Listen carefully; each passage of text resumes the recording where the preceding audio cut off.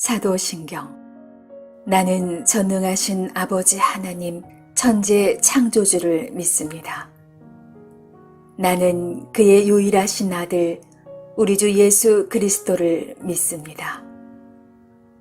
그는 성령으로 잉태되어 동정녀 마리아에게서 나시고 본디오 빌라도에게 고난을 받아 십자가에 못 박혀 죽으시고 장사한 지 사흘 만에 죽은 자 가운데서 다시 살아나셨으며 하늘에 오르시어 전능하신 아버지 하나님 우편에 앉아 계시다가 거기로부터 살아있는 자와 죽은 자를 심판하러 오십니다. 나는 성령을 믿으며 거룩한 공교회와 성도의 교제와 죄를 용서받는 것과 몸의 부활과 영생을 믿습니다. 아멘.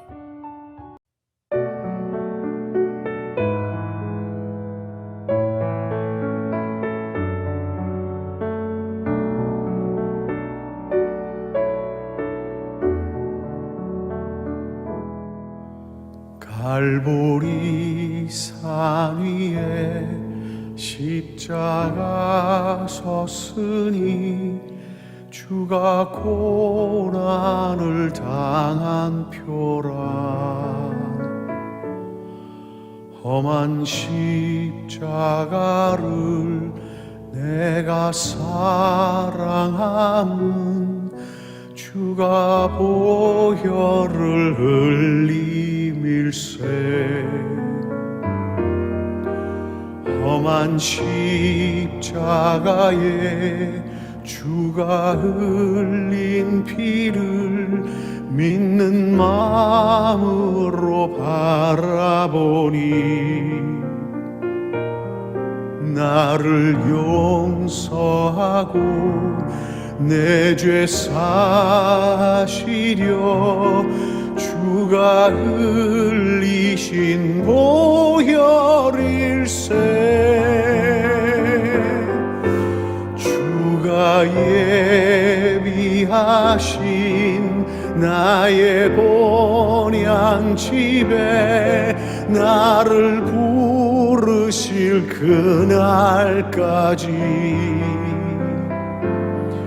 험한 십자가를 항상 달게 지고 내가 죽도록 충성하리. 최후 승리를 얻기까지 주의 십자가 사랑하리. 빛난 멸류관 받기까지 험한 십자가 붙들겠네.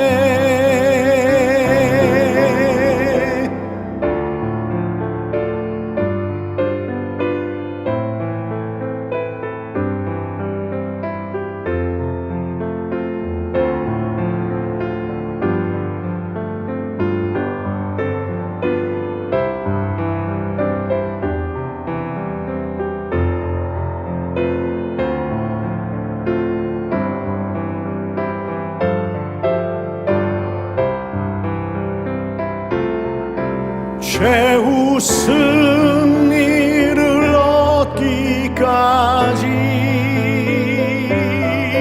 주의 십자가 사랑하리. 빛난 멸류관 받기까지 험한 십자가 붙들겠네. 최후 승리를 얻기까지 주의 십자가 사랑하리. 빛난 멸류관 받기까지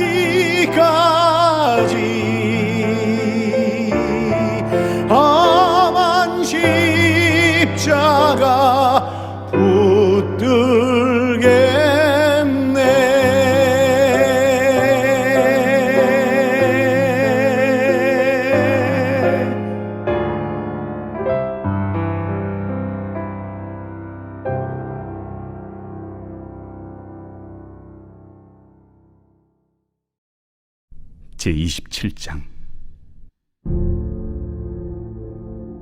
새벽에 모든 대제사장과 백성의 장로들이 예수를 죽이려고 함께 의논하고 결박하여 끌고 가서 총독 빌라도에게 넘겨주니라.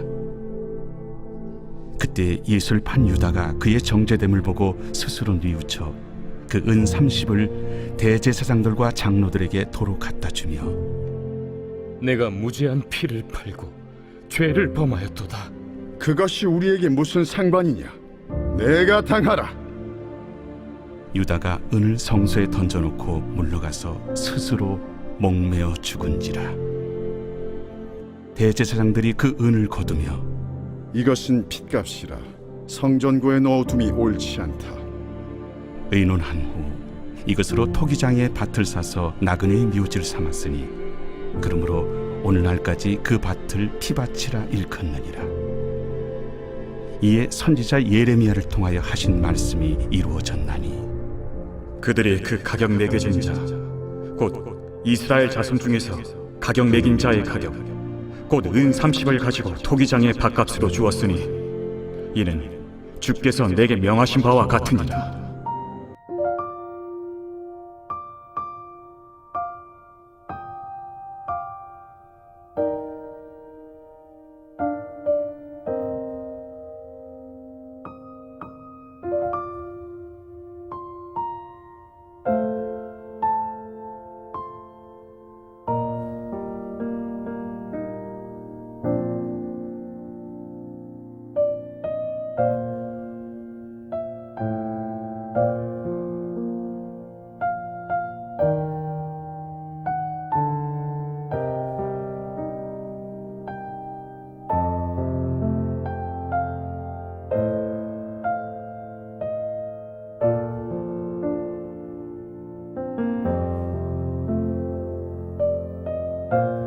샬롬. 하나님의 구속의 은혜가 강같이 흐르는 한 주간 하나님의 긍휼과 사랑이 우리의 삶에 넘칠 수 있기를 원합니다. 오늘 함께 읽은 말씀 1절에 새벽에 예수님을 결박하여 끌고 가서 빌라도에게 넘겼다 그랬습니다. 여기에서 말하는 이 새벽은 니산월 15번째 날 새벽을 말합니다. 이날은 6월절 만찬을 마치고 난 다음 날 새벽입니다. 그런데 이날은 좀 특별한 의식을 행하는 날이었습니다. 아침부터 저녁까지 지난밤 6월절 만찬을 지나면서 먹고 남은 고기들, 양고기죠. 이 고기들을 모두 태워버리는 은식을 행하는 날이었습니다. 이렇게 하는 이유는 하나님께서 우리에게 애굽으로부터의 자유를 허락해 주셨고 또 더불어 양식을 공급해 주실 것이기 때문에 우리가 어제 먹고 남은 것을 남겨두어서 내일 무엇을 먹을까 걱정할 필요가 없다라는 의미가 담겨 있습니다.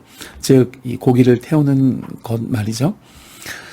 실제로 하나님께서는 6월절 어린 양의 피로 애굽에서 이스라엘을 건져내셨고 광야에서는 하늘 양식으로 그들을 먹이셨습니다. 그래서 본문 1절에 말하는 새벽에라는 말은 예수님께서 가르치신 무엇을 먹을까 무엇을 마실까 염려하지 말고 먼저 그의 나라와 그의 의를 구하라 라고 하신 말씀을 실제로 실행할 수 있는 새벽이었습니다.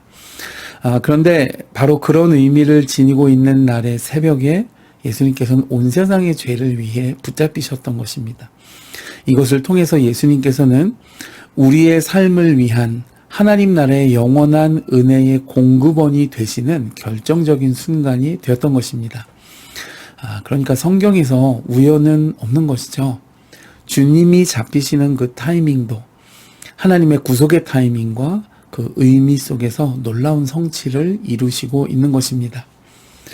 만약에 누가 본다면 예수님이 힘 한 번 못 쓰고 붙잡히시는 것으로 그렇게밖에 안 보일 테지만 그러나 구속의 은혜를 입은 하나님의 백성에게는 영원한 공급자 되시는 하나님을 믿는 믿음으로 그 남은 고기를 태우는 것처럼 6월절 어린 양 되시는 예수 그리스도로부터 공급되는 영원한 은혜의 향연이 펼쳐지는 놀라운 은혜의 새벽이었던 것입니다. 그러므로 오늘 이 아침 여러분께서 이 말씀 앞에 서실 수 있는 것도 우연이 아니라 하나님의 택하심과 부르심, 그리고 주님께서 나를 위해 이 새벽에 붙잡으셨기 때문에 그 은혜와 사랑이 나에게 임할 수 있음을 믿고 감사하실 수 있는 복된 아침 되실 수 있기를 주님의 이름으로 축복해 드립니다. 오늘 말씀 4절을 보면 대제사장들과 장로들이 무고한 핏값에 대해서 내가 당하라 라고 책임을 유다에게 전가하고 있습니다. 당시에 이스라엘의 성전법에 따르면 모든 백성들에게는 속죄 제사를 드릴 수 있는 권리가 있었습니다. 심지어 살인을 저지른 사람도 속죄 제사를 드릴 권리가 있었습니다. 그러므로 성전에서 드려지는 제사는 필히 제사장들의 도움과 협조가 있어야 했습니다.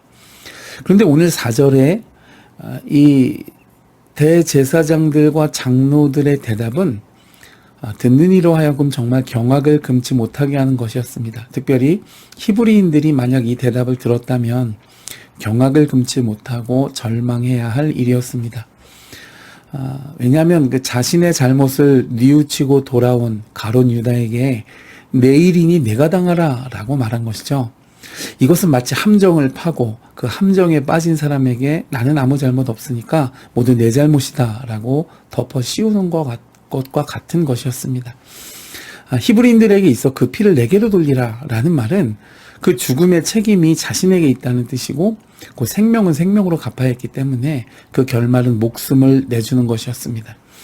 그러므로 이 가룟 유다가 예수님을 배반하고 또 그분을 죽음으로 몰아갔던 것은 그 자신의 그릇된 기대와 욕망도 있었지만 여기에 이 당시 종교 지도자들의 살인 계략이 맞물려 있었던 것입니다. 결국 예수님의 죽음이 오늘 이 4절 앞부분에 이 가룟 유다의 고백대로 무고한 피를 흘린 것이었다라고 한다면 당연히 대제사장과 장로들도 그 책임에서 자유롭지 못한 것이었습니다.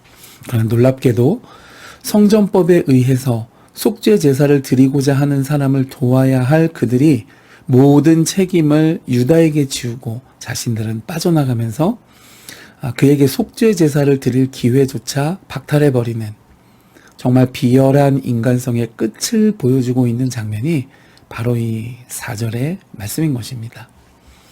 그들은 성전의 권위자로서 사람들이 자신의 죄를 씻고 하나님 앞에 설 수 있도록 제사를 주관해야 하는 사람들이었습니다. 그러나 이미 그들은 하나님의 뜻을 세상에서 실현하는 것에는 관심이 없고 이 땅과 현세에서의 자기 삶에만 열중하는 세속적 육신의 삶에 이미 함몰되어 있었습니다.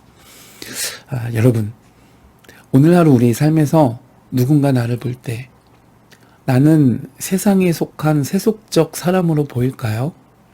그렇지 않다면 이 땅에 살고 있지만 하늘에 속한 천국 백성으로 보여질까요? 가룟 유다와 가히 종교 지도자들이라고 하는 이 사람들의 지극히 세속적인 모습을 통해 나를 돌아보고 내 영이 그리스도 십자가 앞에만 반응하실 수 있는 구속의 심령으로 하루를 살아가실 수 있는 복된 성도의 삶 이루실 수 있기를 주님의 이름으로 축복해 드립니다.